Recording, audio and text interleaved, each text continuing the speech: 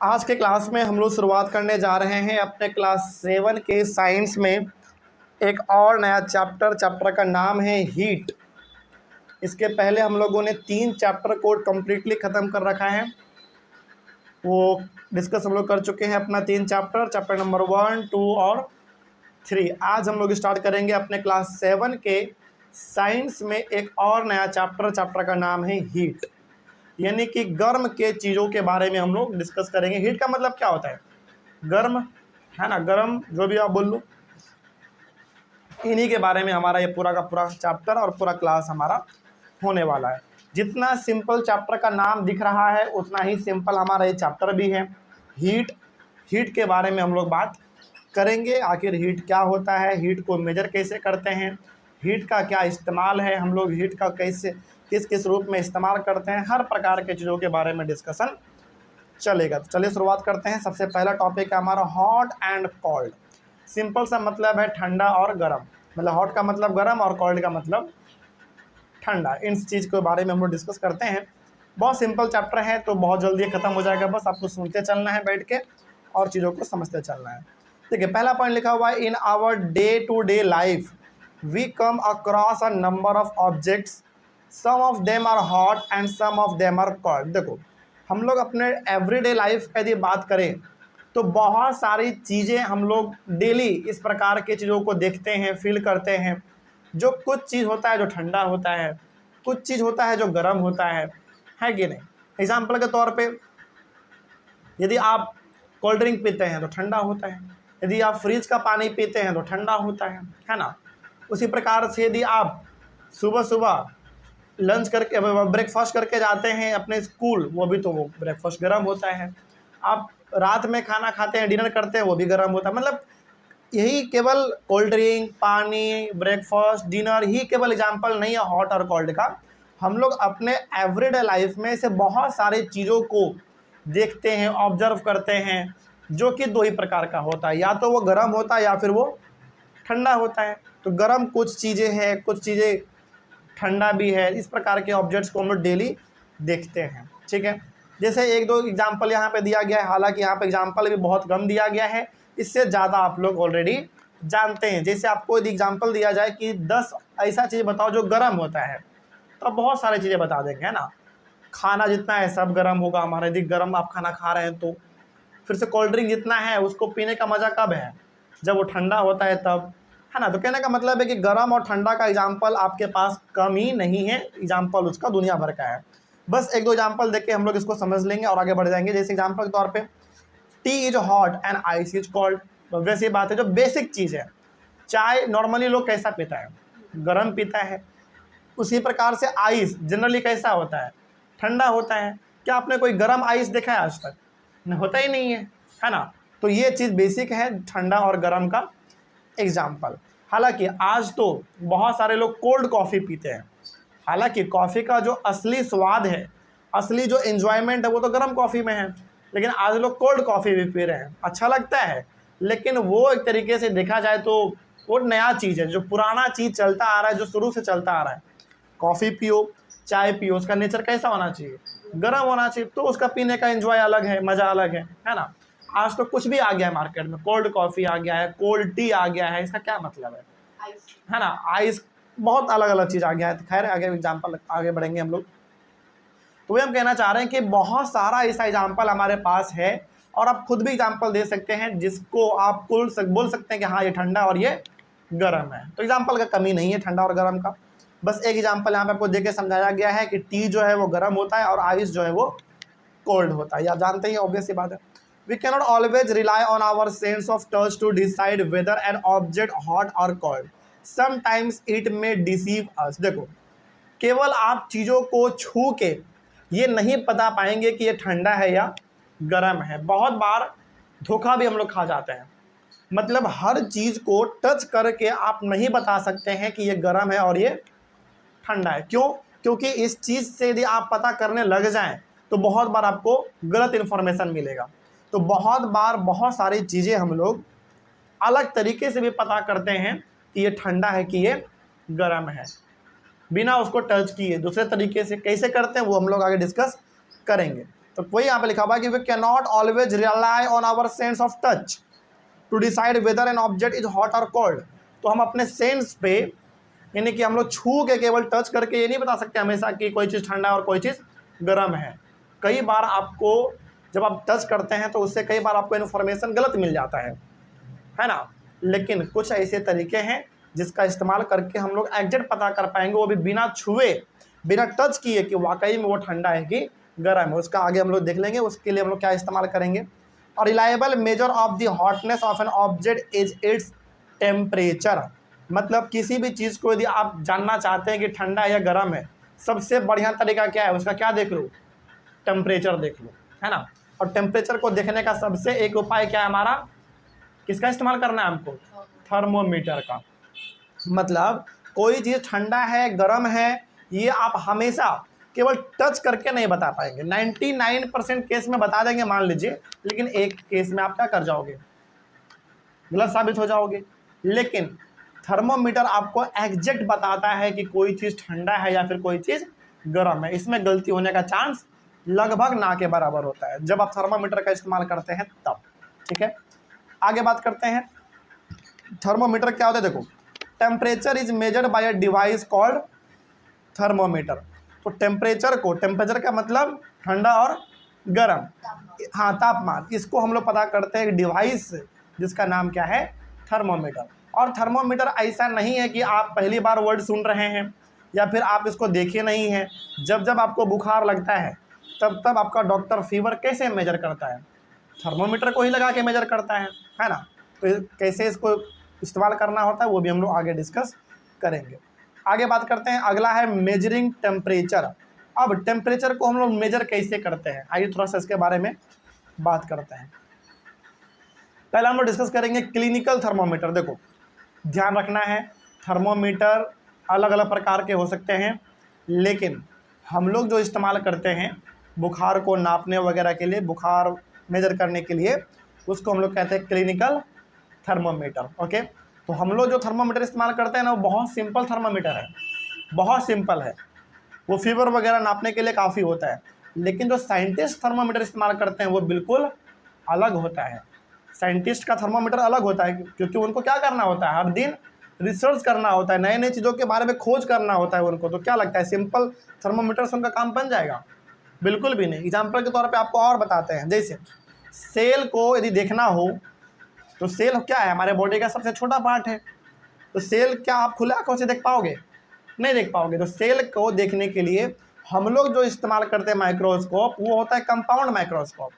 लेकिन वही यदि एक माइक्रोस्कोप का इस्तेमाल एक साइंटिस्ट करेगा अपने लैब में रिसर्च करने के लिए, तो कंपाउंड माइक्रोस्कोप को कभी नहीं इस्तेमाल करेगा। वो क्या इस्तेमाल करता है, इलेक्ट्रॉन माइक्रोस्कोप। मतलब माइक्रोस्कोप भी अलग अलग प्रकार के होते हैं, दो प्रकार का होता है बेसिकली, एक कंपाउंड माइक्रोस्कोप और एक इलेक्ट्रॉन माइक्रोस्कोप। तो कंपाउंड माइक्रोस्कोप का इस्तेमाल कौन करता है, हम लोग, जिसको उतना ज़्यादा नॉलेज नहीं है, उतना ज़्यादा खतरनाक तरीके से इस्तेमाल करना नहीं आता है। तो कंपाउंड माइक्रोस्कोप को इस्तेमाल करना बहुत सिंपल होता है, बहुत आसान होता है। तो यदि आपके स्कूल में माइक्रोस्कोप यदि होगा तो वो कौन सा माइक्रोस्कोप होगा, कंपाउंड माइक्रोस्कोप होगा। क्यों, क्योंकि स्कूल में, कॉलेज में, यूनिवर्सिटी में, यहाँ तक कि यदि आप घरों में भी लाते हैं तो कंपाउंड माइक्रोस्कोप ही होता है। अब सवाल है कि सर क्या इलेक्ट्रॉन माइक्रोस्कोप नहीं ला सकते हैं हम, जवाब है नहीं ला सकते हैं। क्यों नहीं ला सकते हैं, क्योंकि पहला बात, मार्केट में आपको इलेक्ट्रॉन माइक्रोस्कोप जल्दी मिलता नहीं है। क्यों नहीं मिलता है, क्योंकि ये काफ़ी महंगा होता है, पहला चीज़। दूसरा चीज़, यदि मान लो भाग भरोसे मिल भी गया तो आप इसको इस्तेमाल नहीं कर पाएंगे। क्यों, क्योंकि इसको इस्तेमाल करना बहुत ज़्यादा टफ होता है। वो वही इस्तेमाल कर पाएगा जिसको उस माइक्रोस्कोप का अच्छा खासा नॉलेज होगा।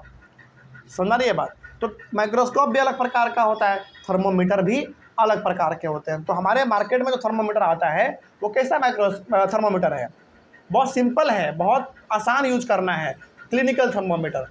इसको यदि आप एक बार देख लोगे कैसे इस्तेमाल होता है गूगल पे, यूट्यूब पे, तो आप खुद से मेजर कर सकते हैं अपना फीवर, इतना आसान होता है।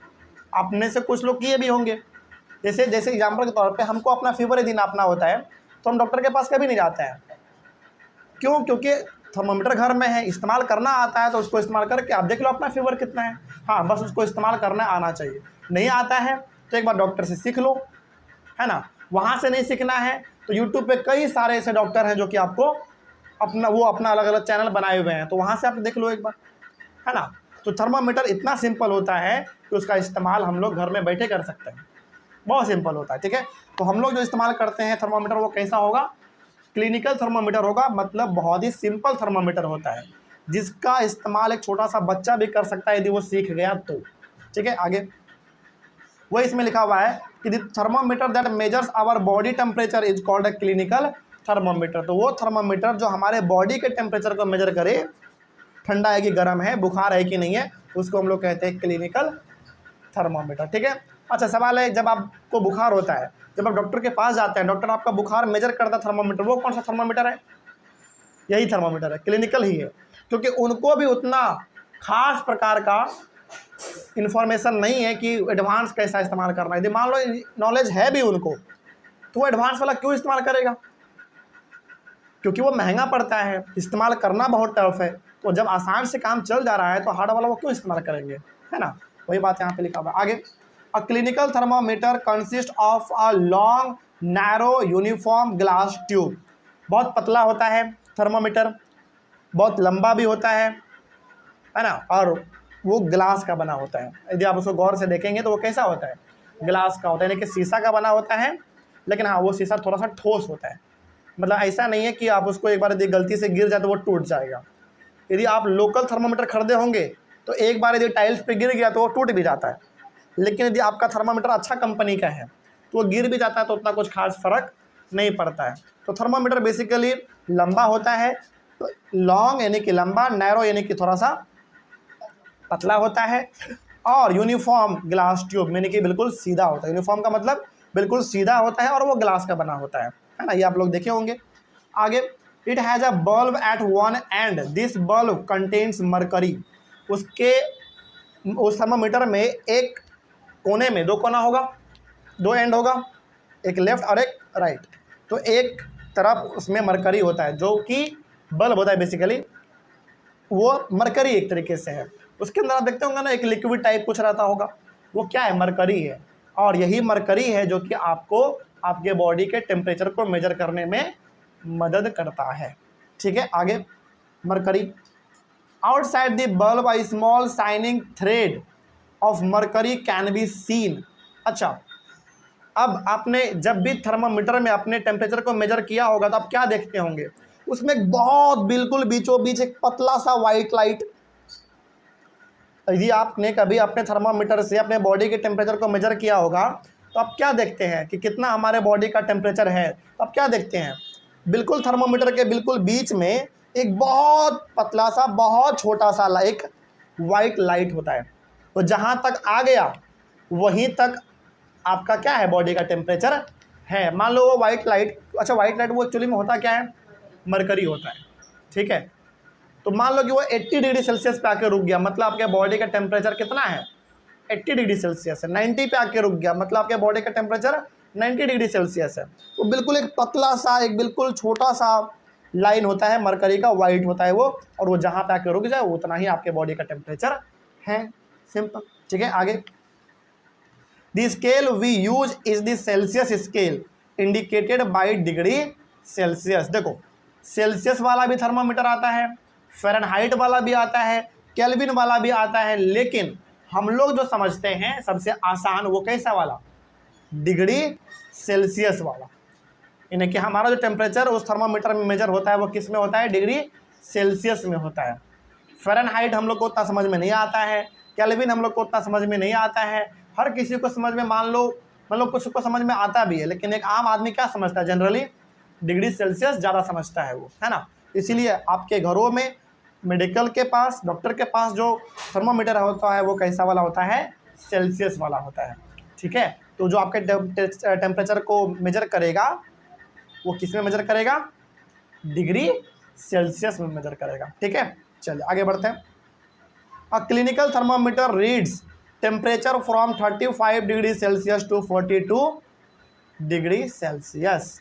तो एक क्लिनिकल थर्मामीटर में जो रेंज होता है नापने का वो 35 डिग्री सेल्सियस से कितना होता है, 42 डिग्री सेल्सियस होता है। कुछ कुछ डॉक्टर फ़ारेनहाइट वाला भी इस्तेमाल करते हैं, तो जिस डॉक्टर को जो समझ में अच्छा लगता है, जिनको जो इस्तेमाल करना ठीक लगता है, वो उस प्रकार का स्केल थर्मोमीटर वाला, मतलब थर्मोमीटर वो ऐसा इस्तेमाल करता है। कुछ डॉक्टर हैं जो कि सेल्सियस वाला इस्तेमाल करते हैं, कुछ हैं जो कि फ़ारेनहाइट वाला इस्तेमाल करते हैं, है ना। अच्छा, एग्जाम्पल के तौर पे आपने सुना होगा कि यदि आपको बुखार है तो डॉक्टर क्या बोलते हैं, आपके बॉडी का जो टेम्परेचर है, यानी कि आपको जो बुखार है वो 100 डिग्री है। तो 100 डिग्री क्या बता रहा है वो पता है आपको? फ़ारेनहाइट बता रहा है। यदि वो 100 डिग्री सेल्सियस बता दे तो समझते हैं इसका मतलब क्या होगा? 100 डिग्री सेल्सियस पे पानी बॉयल होने लगता है, और ये 100 डिग्री सेल्सियस आपके बॉडी का टेम्परेचर हो जाएगा तो आपका बचना मुश्किल हो जाएगा। समझ रही है बात? मतलब आपके नॉर्म देखो, यदि वो मान लो आप डॉक्टर के पास गए, मान लीजिए आप डॉक्टर के पास गए, उन्होंने आपके बॉडी के टेम्परेचर को मेजर किया और वो यदि 42 डिग्री से ज़्यादा बता रहा है तो समझ जाइए कि वो कौन सा थर्मामीटर इस्तेमाल कर रहा है? फ़ारेनहाइट वाला।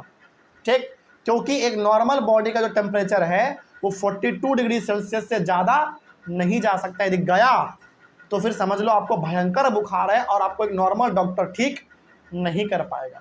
तो कहने का मतलब है कि यदि आपको डॉक्टर बोल रहा है कि आपके बॉडी का टेम्परेचर 80 डिग्री है, 90 डिग्री है, 102 है, 103 है, 104 है, तो वो कैसा थर्मामीटर इस्तेमाल कर रहा है? फ़ारेनहाइट वाला कर रहा है।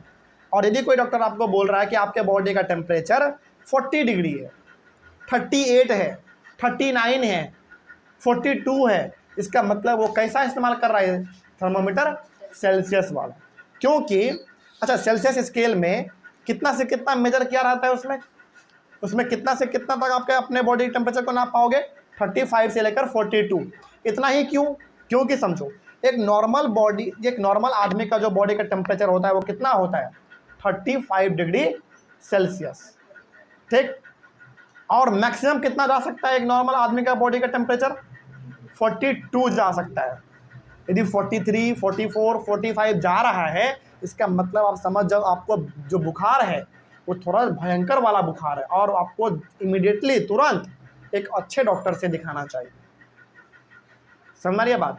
तो यदि आपको नॉर्मल बुखार है तो आपके बॉडी का टेम्परेचर मैक्सिमम कितना जा सकता है? सेल्सियस का बात करें तो 42 तक जा सकता है। उससे यदि ऊपर है तो फिर आपको फटाक से अच्छे डॉक्टर के पास जाना चाहिए। सिंपल सा समझ में आ गया? तो अब आपको थोड़ा सा बता देते हैं कि कैसे आप पहचानोगे कि डॉक्टर कौन सा थर्मामीटर इस्तेमाल कर रहा है।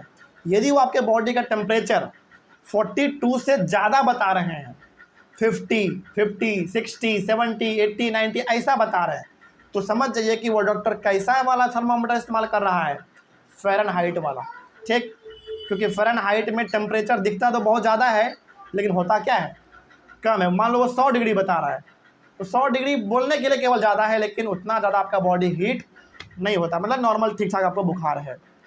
तो यदि कोई डॉक्टर 42 से ज़्यादा बता रहा है आपको, 50, 60, 80, 90, 100 ऐसा बता रहा है, तो वो फ़ारेनहाइट वाला थर्मामीटर इस्तेमाल कर रहा है।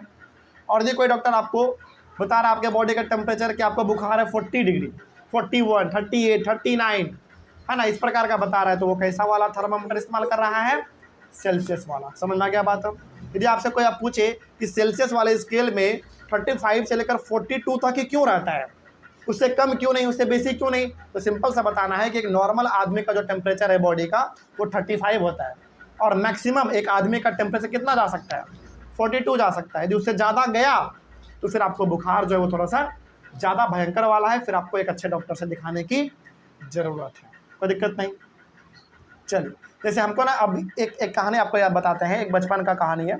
एक बार ना हमको बचपन में बहुत भयंकर बुखार हुआ था, 105 डिग्री चला गया था। तो उस समय पे समझ में आया कि डॉक्टर बोले मेरे पापा को कि इसको 105 डिग्री बुखार है। वो बोल तो दिए 105 डिग्री, 105 या 103 के आसपास था, एग्जैक्ट हमको नहीं याद है, लेकिन उतना के आसपास था।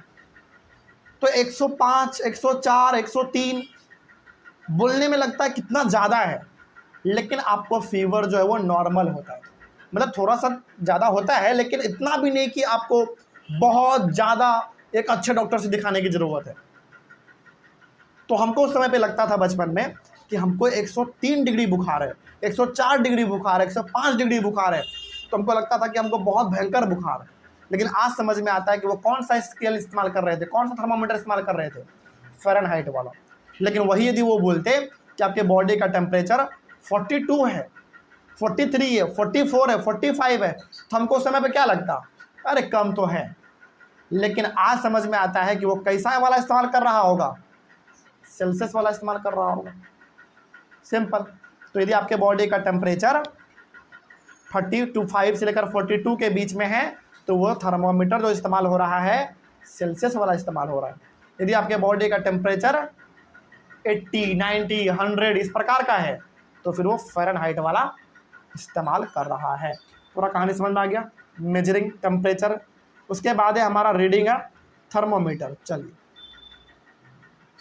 रीडिंग अ थर्मोमीटर एक बड़ा टॉपिक है, तो इसको हम लोग अपने अगले क्लास में डिस्कस कर लेंगे।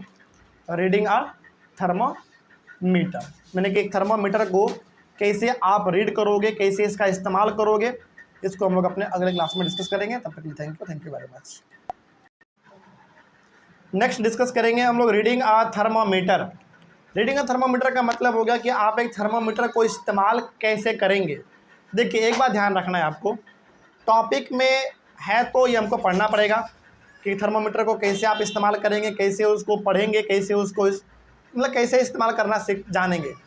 लेकिन एक बात ध्यान रखना है, जितना कुछ अभी आप इसमें पढ़ेंगे आपको हो सकता है कि उतना कुछ खास समझ में ना आए, लेकिन यदि आप इसका एक वीडियो देख लेंगे, लाइव वीडियो, तो आपको समझ में ज़्यादा आ जाएगा। तो आपको एक आज टास्क दे रहे हैं, ठीक है।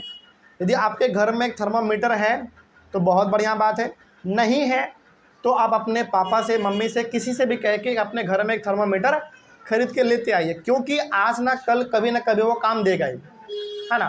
थर्मामीटर एक ऐसा चीज़ है जिसका इस्तेमाल आप डेली तो नहीं करते हैं, लेकिन कभी ना कभी इसका इस्तेमाल तो आपको करना ही पड़ेगा। कहने का मतलब है कि यदि आप इसको एक बार खरीद लेंगे तो आपका पैसा कभी बेकार नहीं जाएगा। जब बुखार होगा मेजर करना, जब काम में नहीं आएगा तब उसको अच्छे से रख देना, है ना। यदि आपके घर में थर्मामीटर है तो बहुत बढ़िया, नहीं है तो मार्केट से खरीद लो, 100-150 रुपये का आराम से अच्छा सा थर्मामीटर एक मिल जाता है, ठीक है। तो आपको एक आज आपको एक टास्क देते हैं, ठीक है। करना क्या है, यहाँ पे जो हम आपको अभी पढ़ाएंगे पढ़ लीजिए, समझ लीजिए, समझ में आता है तो बहुत बढ़िया, नहीं भी समझ में आता तो कोई दिक्कत वाली बात नहीं है। आज आपको घर जाना है, यूट्यूब खोलना है और यूट्यूब पे सर्च करना है how to use a clinical thermometer. तो वहाँ पे आपको हज़ारों वीडियो आएगा, तो हज़ारों वीडियो नहीं देखना है आपको, किसी ऐसे चैनल पे जाना है जिस चैनल का नाम किसी डॉक्टर के नाम पे होगा। जैसे मान लो डॉक्टर रितेश पांडे, मतलब कोई एक डॉक्टर होगा। आज आप यूट्यूब पे जाओगे तो बहुत सारे ऐसे डॉक्टर हैं जो कि कैसे अपना इलाज आप घर पे बैठ के कर सकते हैं, वो अपना वीडियो बना के लोगों को सजेस्ट करते हैं, बताते हैं। तो मामूली आदमी का वीडियो नहीं देखना है, किसी अच्छे आदमी का देखना है जो कि क्या है, एक फेमस डॉक्टर है, तो वैसा वीडियो हज़ारों पड़ा हुआ है। तो आज आप घर जाएंगे, पहले आप इसको पढ़ लो, घर जाना और एक यूट्यूब वीडियो एक अच्छा सा आपको देखना है कि how to use a clinical thermometer at home, घर पे उसको कैसे इस्तेमाल कर सकते हैं। तो वहाँ पर आपको समझ में ज़्यादा आएगा, ठीक है। क्योंकि देखो, कोई भी चीज़ पढ़ना बड़ा बेकार लगता है, लेकिन उसका प्रैक्टिकल करके देखना कितना आसान लगता है। एग्जाम्पल जैसे आप कंप्यूटर सब्जेक्ट पढ़ते होंगे, उसका बुक कितना मोटा आता है, बड़ा बकवास लगता है पढ़ने में, समझ में भी नहीं आता है, लेकिन जब उसका प्रैक्टिकल करते हैं तो हर चीज़ एक बार में समझ में आता है। मतलब जो चीज़ आप 5 मिनट में करके समझ जाओगे प्रैक्टिकल, वही चीज़ की बुक में 4 पेज 5 पेज में दिया रहता है। तो बताओ, बुक का समझ में ज़्यादा आता है कि प्रैक्टिकल करके समझ में ज़्यादा आता है? प्रैक्टिकल।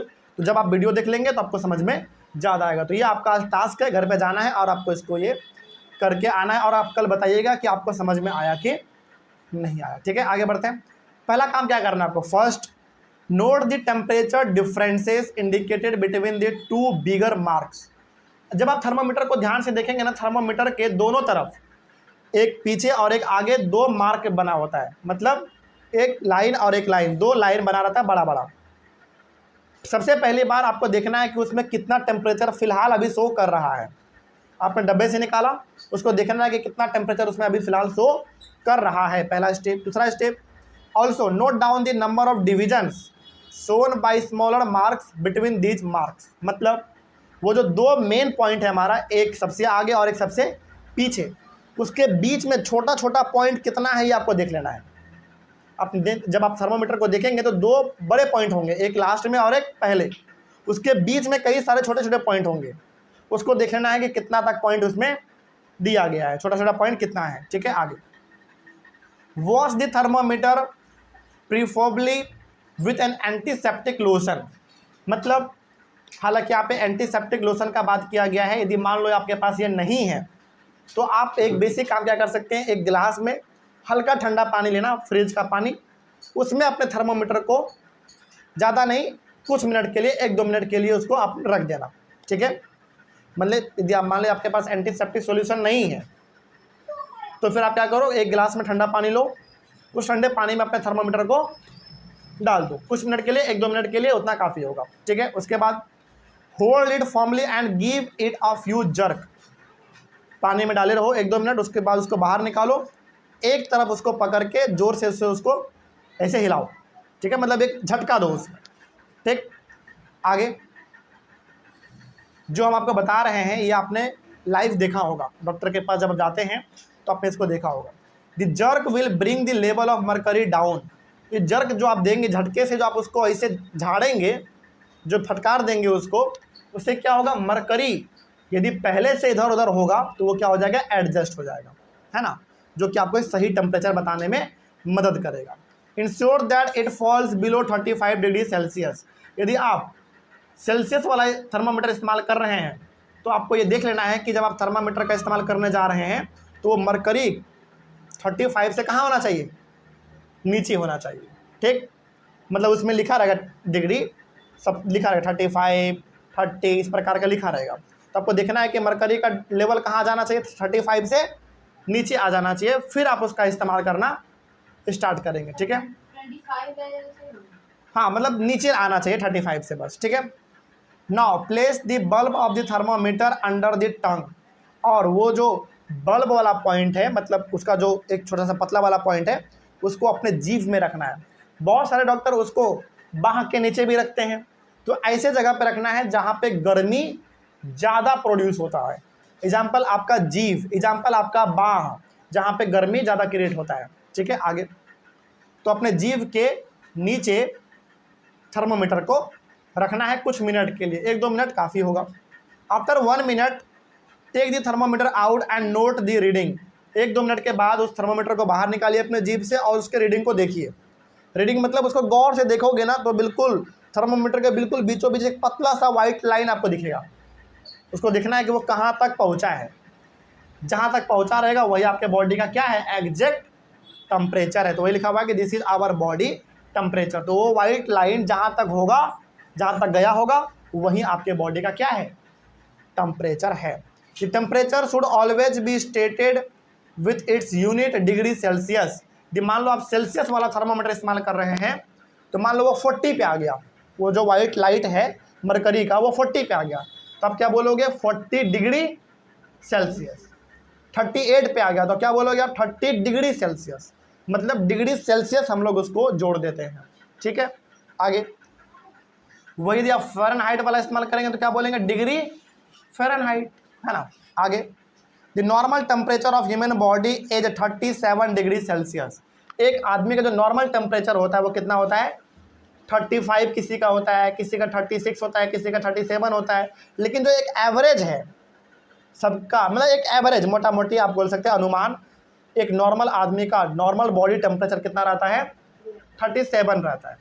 किसी किसी का 35 भी होता है, किसी का 36 भी होता है, लेकिन एक एवरेज यदि हम लोग बात करें तो कितना रहेगा, 37 रहेगा। ठीक है, मतलब ये हो गया कि यदि आप बिल्कुल फिट हैं, आपको सर्दी खांसी बुखार कुछ भी नहीं है, तो आपके बॉडी का जो नॉर्मल टेम्परेचर है वो 35 से 37 के बीच में ही रहेगा। एवरेज का बात करें तो ओवरऑल लगभग सबका कितने के आसपास रहेगा, 37 के आसपास। ठीक है, लेकिन क्या सबका 37 रहेगा, नहीं, किसी का 35 भी रहता है, किसी का 36 भी रहता है, किसी का 37 भी रहता है, किसी किसी का 34 भी रहता है, लेकिन सबका अलग अलग है। लेकिन एक आपको यदि वैल्यू बताना हो एवरेज तो क्या बोलोगे आप, 37 बोल दोगे, है ना।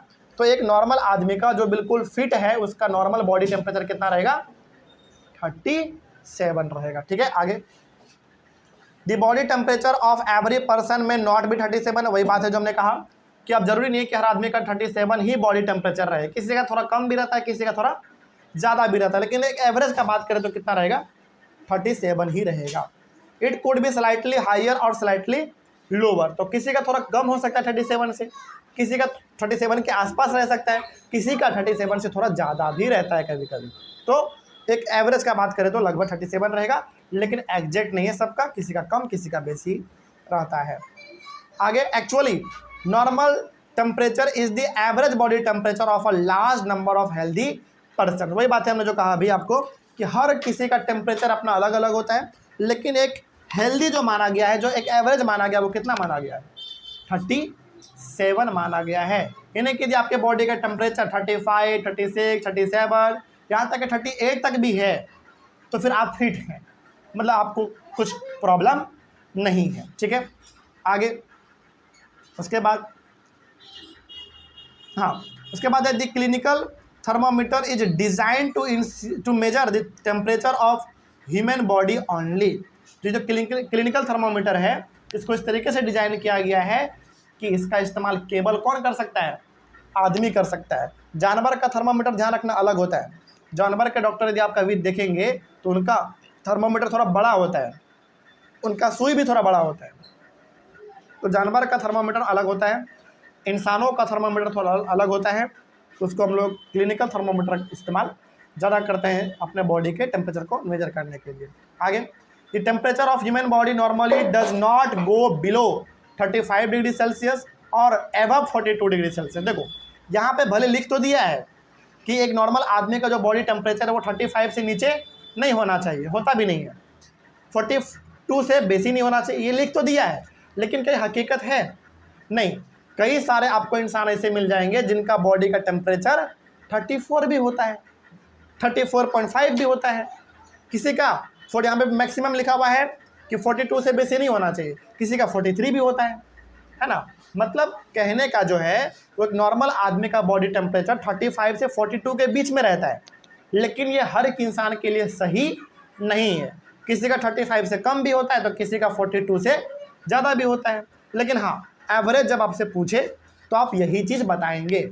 ठीक है, आगे, that is the reason that this thermometer has the range 35 degree Celsius to 42 degree Celsius. यही रीज़न है कि क्लिनिकल थर्मोमीटर में जो रीडिंग है वो कहाँ से कहाँ रहता है? 35 से 42 तक ही रहता है, क्योंकि बनाने वाले साइंटिस्ट को भी पता है कि एक नॉर्मल इंसान ही सबसे ज़्यादा थर्मोमीटर का इस्तेमाल करेगा और उसका नॉर्मल बॉडी का टेम्परेचर कितना रहेगा?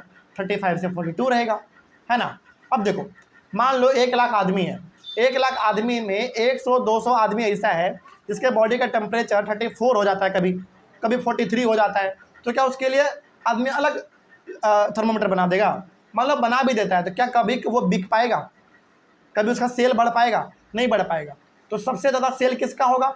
ऐसे थर्मोमीटर का सेल ज़्यादा होगा जो कि एक ज़्यादा बड़े पॉपुलेशन को क्या करता हो? हैंडल करता हो। वो उसके लिए कौन सा थर्मोमीटर हमारा इस्तेमाल होगा? क्लिनिकल थर्मोमीटर, है ना। तो इस तरीके से मार्केट में जो डिग्री सेल्सियस वाला आपको थर्मोमीटर मिलता है उसमें रीडिंग जो है, जो रेंज है वो 35 से 42 होता है। ठीक है, तो इस तरीके से आप थर्मोमीटर को देखेंगे और आप जाके यूट्यूब पे आज इसको लाइव भी देख लेना तो आपको समझ में आ जाएगा। ठीक है, वही बात है, पढ़ने से कम समझ में आएगा, जब आप इसको प्रैक्टिकली देख लेंगे लाइव तो आपको समझ में ज़्यादा आ जाएगा। ठीक है, और आप खुद भी करके देख लेना एक बार, आपके घर में भी थर्मोमीटर होगा तो। नेक्स्ट टॉपिक हम लोग डिस्कस करेंगे लेबोरेटरी थर्मोमीटर। लेबोरेटरी यानी कि साइंटिस्ट वगैरह जो इस्तेमाल करते हैं लैब में थर्मोमीटर, वो क्या होता है? अलग होता है, लेकिन हम लोग इस टॉपिक को कल डिस्कस करेंगे। तो आज के लिए इतना काफ़ी है, तब तक thank you very much. Next topic discuss करेंगे हम लोग अपने चैप्टर के अंदर लेबोरेटरी थर्मोमीटर। इसके पहले हमने ख़त्म किया अपना एक बहुत इंपॉर्टेंट टॉपिक, हालांकि मेन टॉपिक हमारा था मेजरिंग टेम्परेचर। सबसे पहला टॉपिक था हॉट एंड कोल्ड, उसके बाद हमने पढ़ा मेजरिंग टेम्परेचर। मेजरिंग टेम्परेचर के अंदर हमने डिस्कस किया था एक छोटा सा टॉपिक रीडिंग थर्मोमीटर के, थर्मोमीटर को कैसे देखना है, कैसे इस्तेमाल करना है, ये हम लोग डिस्कस कर चुके हैं।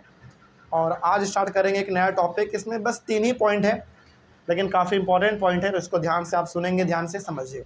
देखिए लिखा हुआ है, हमारा टॉपिक है लेबोरेटरी थर्मोमीटर। हमने आपको बताया था ना कि मार्केट में थर्मोमीटर अलग अलग प्रकार के आते हैं। जैसे हम ह्यूमन बींग्स जो इस्तेमाल करते हैं थर्मोमीटर अपने बॉडी का टेम्परेचर मेजर करने के लिए, उसको हम लोग क्या बोलते हैं? Clinical thermometer. क्या बोलेंगे उसको? Clinical thermometer. अब ये लेबोरेटरी थर्मोमीटर क्या होता है उसको समझो। A device use to measure temperature in laboratory is called laboratory thermometer. तो लेबोरेटरी थर्मोमीटर का मतलब होता है वैसा थर्मोमीटर जिसका इस्तेमाल हम लोग लैब में करते हैं रिसर्च करने के लिए, है ना। और इसका ज़्यादातर इस्तेमाल हम लोग लैब में करते हैं। जैसे इसका ये वाला लेबोरेटरी थर्मोमीटर आपको अपने स्कूल के लैब में भी मिल जाएगा। मतलब वहाँ के स्कूल के लैब में यदि आपका थर्मोमीटर होगा तो वो कैसा होगा, लेबोरेटरी थर्मोमीटर होगा, ठीक है। क्योंकि जिस थर्मोमीटर से हम लोग अपना बॉडी मेजर करते हैं उसी का इस्तेमाल आप लैब में नहीं कर सकते हैं, क्योंकि वहाँ पे टेम्परेचर थोड़ा कभी ज़्यादा होता है तो कभी कम होता है, तो वो प्रॉपरली फंक्शन नहीं कर पाता है। तो फिर आप किसका इस्तेमाल करते हैं, लेबोरेटरी थर्मोमीटर का। ध्यान रखना हर प्रकार के थर्मोमीटर का यूज़ क्या है, अलग अलग है। जैसे क्लिनिकल थर्मोमीटर का बात करें तो क्लिनिकल थर्मोमीटर का इस्तेमाल हम लोग करते हैं अपने बॉडी के टेम्परेचर को मेजर करने के लिए, क्योंकि वो बॉडी के लिए ही बनाया गया है। उसी प्रकार से यदि आपको कुछ रिसर्च करना है, स्टडी करना है अपने स्कूल के लैब में, तो फिर आप वहाँ पे क्या इस्तेमाल करते हैं, लेबोरेटरी थर्मोमीटर, क्योंकि उसको लैब के लिए ही डिज़ाइन किया गया है, ठीक है। तो जो थर्मोमीटर लैब में इस्तेमाल होता है रिसर्च पर्पस वगैरह के लिए, उसको हम लोग कहते हैं लेबोरेटरी थर्मोमीटर, ठीक है। आगे, the range of a laboratory thermometer is generally from -10 degree Celsius to 110 degree Celsius. सोचो वो जो हमारा क्लिनिकल थर्मोमीटर था उसका रेंज कितना था, 35 से 42। तो बहुत कम है उसका रेंज, क्योंकि वो हमारे बॉडी के लिए डिजाइन किया गया है और हमारे बॉडी का टेम्परेचर लगभग उतना ही के आसपास रहेगा, 35 से लेकर 42 के बीच में ही रहेगा, है ना। लेकिन जब आप लैब में रिसर्च करते हैं, चीज़ों को परफॉर्म करते हैं, तो वहाँ पे टेम्परेचर कई बार माइनस में जाता है। माइनस का मतलब हो जाता है बहुत ज़्यादा ठंडा, और उसका रेंज 110 तक होता है मैक्सिमम। 110 का मतलब समझते हैं क्या होता है, 100 डिग्री सेल्सियस पे हमारा पानी बॉयल होने लगता है, तो ये तो 10 और ज़्यादा है ना। तो इतना खतरनाक गर्मी वाले चीज़ों को मेजर करने के लिए हम लोग किसका इस्तेमाल करते हैं लैब में, लेबोरेटरी थर्मोमीटर का। कहने का मतलब है -10 डिग्री से लेकर 110 डिग्री सेल्सियस तक इसका रेंज होता है लेबोरेटरी थर्मोमीटर का। इसका मतलब बहुत ठंडा से ठंडा और बहुत गर्म से गर्म भी ये चीज़ों को क्या कर लेता है, मेजर आसानी से कर लेता है, ठीक है। आगे, लेकिन क्या वहाँ पे आप क्लिनिकल थर्मोमीटर का इस्तेमाल कर पाओगे, नहीं कर पाएंगे, वहाँ पे वो काम ही नहीं कर पाएंगे, क्योंकि उसका रेंज 35 से 42 ही है बस, है ना।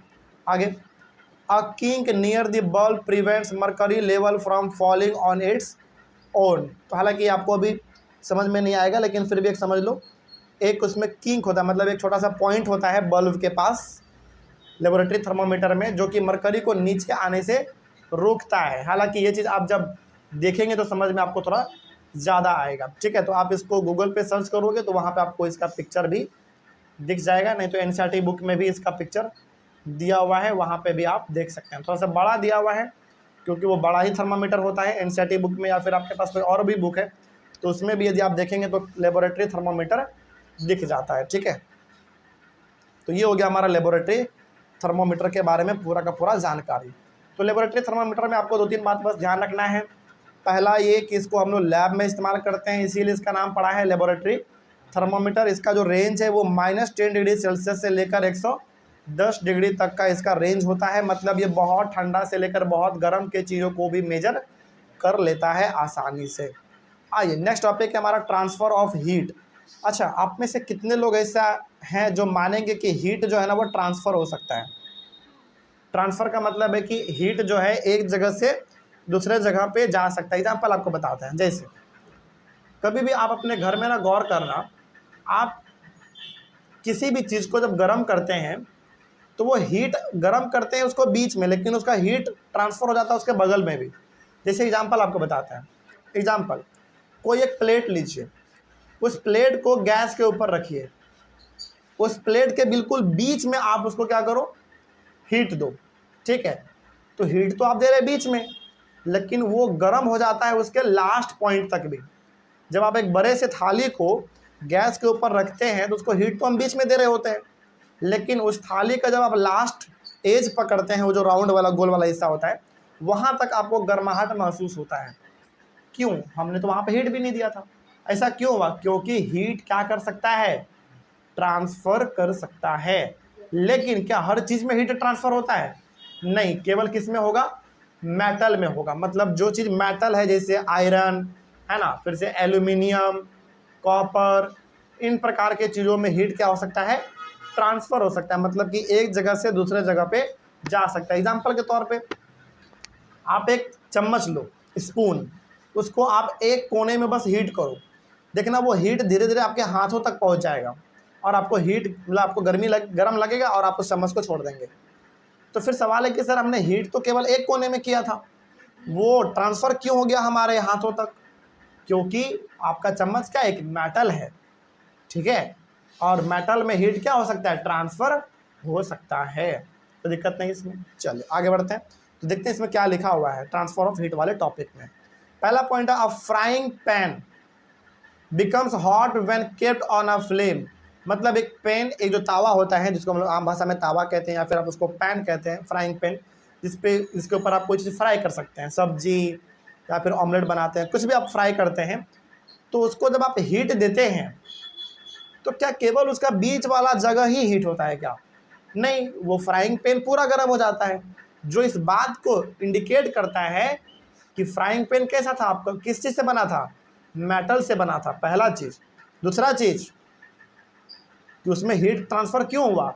क्योंकि वो क्या है? एक मेटल है और मेटल में हीट ट्रांसफ़र होता है।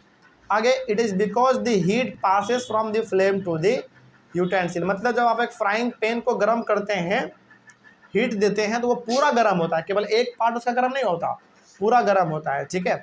When the pan is removed from the fire, it slowly cools down because the heat is transferred from the pan to the surroundings. लेकिन जब एक बार किसी चीज़ को आप गर्म करते हैं तो क्या वो हमेशा के लिए गर्म हो जाता है?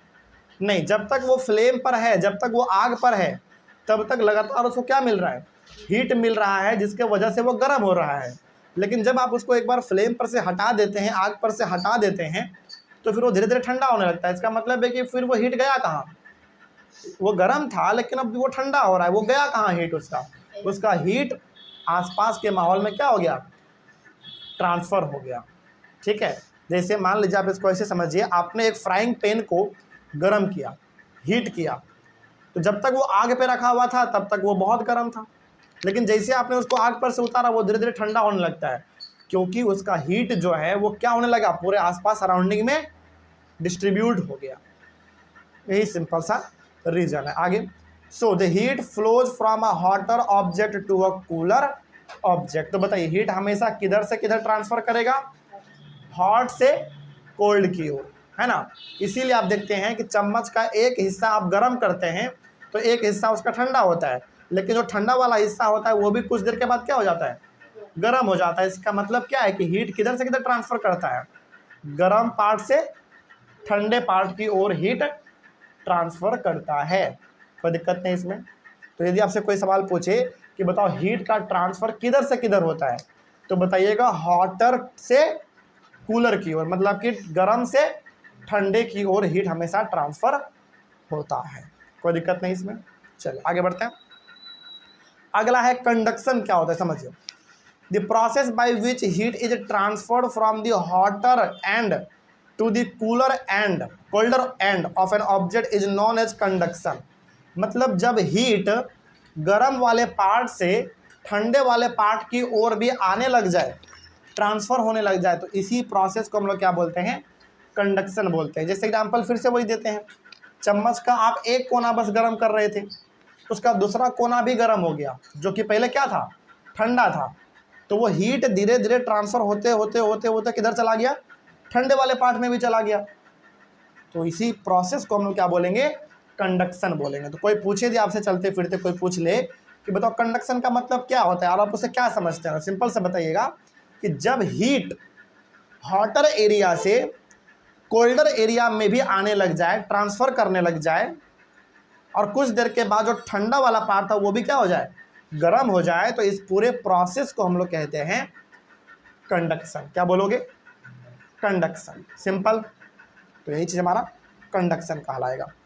अगला है in solids generally the heat is transferred by the process of conduction. Example, solid में कोई भी चीज़ यदि सॉलिड है तो इसमें हीट जो ट्रांसफ़र होता है, क्या हम कह सकते हैं कि वो कंडक्शन के थ्रू होता है? मतलब कि कोई चीज़ सॉलिड है तो उसमें हीट किधर से किधर जाएगा? हॉटर से कोल्डर की ओर जाएगा। तो ये हमेशा कंडक्शन के प्रोसेस पे ही हमारा सॉलिड काम करता है।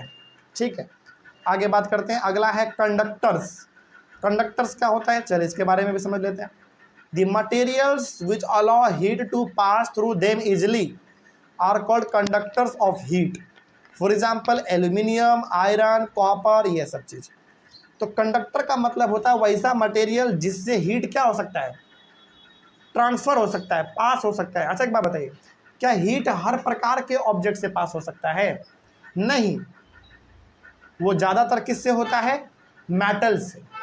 तो मेटल में हीट ज़्यादा ट्रांसफ़र होता है। एग्जाम्पल, आपका फ्राइंग पैन क्या एक मेटल है, चम्मच आपका क्या है, एक मेटल है, आयरन हमारा क्या है, एक मेटल है। एक लोहे का एक पार्ट आप गर्म करो, उसका दूसरा पार्ट भी अपने आप कुछ देर के बाद गर्म हो जाएगा।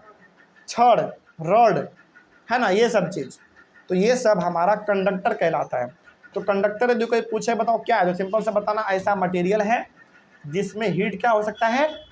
ट्रांसफ़र हो सकता है हॉटर से कोल्डर की ओर। ठीक है, तो जिस मटेरियल में ये पास करेगा उस मटेरियल को हम लोग कह देंगे कंडक्टर, और इस पूरे प्रोसेस को क्या कह देंगे? कंडक्शन।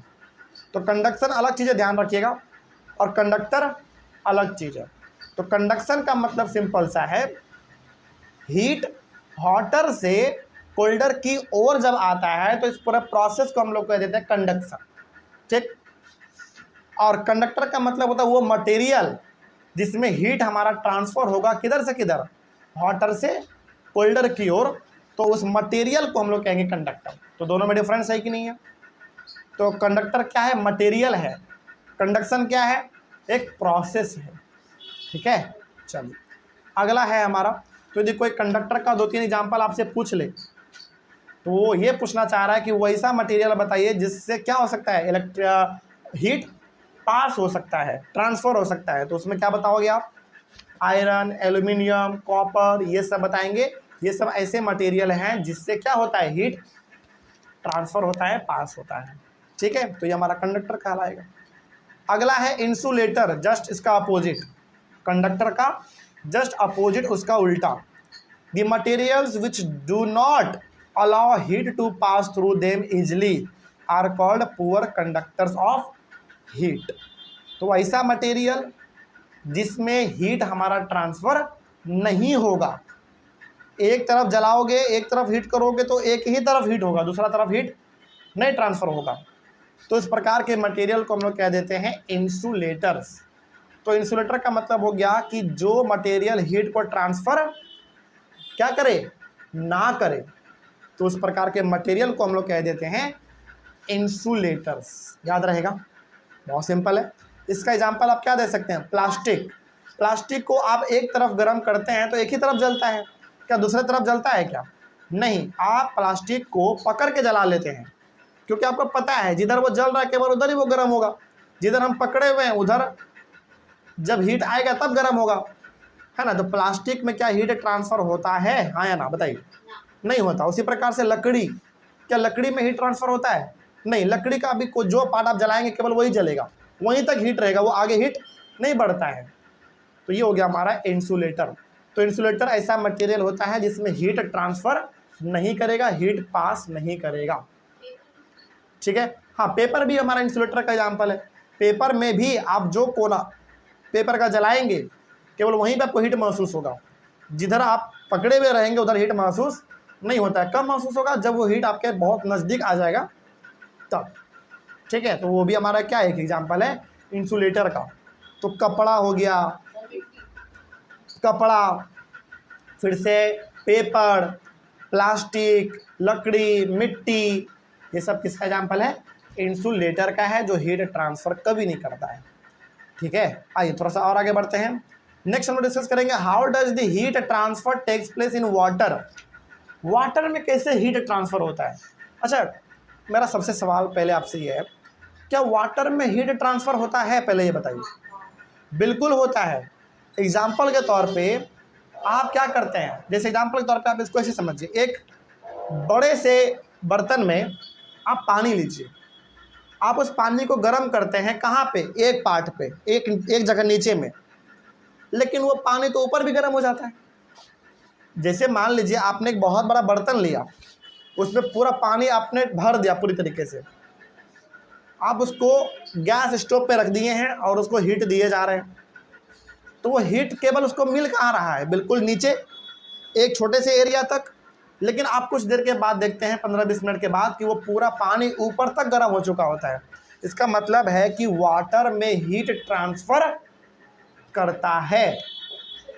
लेकिन ये होता कैसे है, यही चीज़ हम लोग इसमें अभी पढ़ने वाले हैं। तो आइए थोड़ा सा समझते हैं कि कैसे होता है। देखो, व्हेन वाटर इज हीटेड, यहाँ पे आई डी नहीं होगा, इसको इज कर लीजिएगा, ठीक है। When water is heated the water near the flame gets hot. मतलब जब हम पानी को गर्म करते हैं तो उस फ्लेम का वो फ्लेम जहाँ पे पड़ता है वहाँ के पानी को बस गर्म होना चाहिए था। मतलब मान लीजिए आपने बहुत बड़े बर्तन पे पानी आप रख दिए हैं और उसको गर्म कर रहे हैं, तो गैस स्टोव कितना बड़ा होता है, बहुत मुट्ठी भर होता है, तो उतना ही एरिया तक आपके पानी को गर्म करना चाहिए था, लेकिन वो पूरे पानी को क्या कर देता है, गर्म कर देता है। तो आखिर ऐसा क्यों, आगे देखते हैं। हॉट वाटर राइजेज अप, होता क्या है ना, देखो जब आप पानी को गर्म करते हैं तो जहाँ पे उसको हीट मिल रहा है वहाँ का पानी लगातार क्या हो रहा है, गर्म हो रहा है।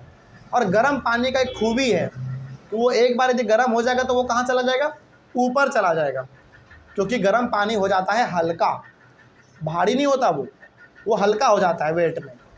तो गर्म पानी हल्का होने की वजह से कहाँ चल जाएगा, ऊपर। और ऊपर का पानी क्या था, ठंडा, और ठंडा पानी कैसा होता है, भारी होता है, तो वो कहाँ आ जाएगा, गर्म पानी के जगह पे आ जाएगा। तो इस तरीके से पूरा ये साइकिल चलता रहता है। तो कहानी समझिए, जब आप पानी को गर्म करते हैं तो केवल पानी के नीचे वाले पार्ट को हीट मिल रहा होता है, ऊपर वाले पार्ट को हीट मिल रहा होता है क्या, नहीं, क्योंकि जो आग है उसको सबसे नज़दीक वाला कौन सा पार्ट मिल रहा है गर्म करने के लिए, पानी का सबसे नीचे वाला पार्ट। इसको आप ऐसे बोल सकते हैं कि पानी का नीचे वाला पार्ट सबसे ज़्यादा गर्म होगा और सबसे पहले गर्म होगा। तो एक बार जब पानी का नीचे वाला जो पार्ट है जो वो एक बार गर्म हो जाता है तो गर्म पानी हो जाता है कैसा, हल्का हो जाता है, वो लाइट हो जाता है। और लाइट वाटर का खूबी क्या होता है, वो ऊपर भाग जाता है, ठीक। तो नीचे क्या हो गया, जगह खाली हो गया, तो उस खाली जगह को भरने के लिए ठंडा पानी आएगा, कहाँ से, ऊपर से। तो नीचे का पानी जो गर्म हुआ था वो चला गया कहाँ, ऊपर। और ऊपर का जो ठंडा पानी था वो कैसा हो चुका था, भारी, क्योंकि ठंडा पानी भारी होता है, तो वो आ गया नीचे।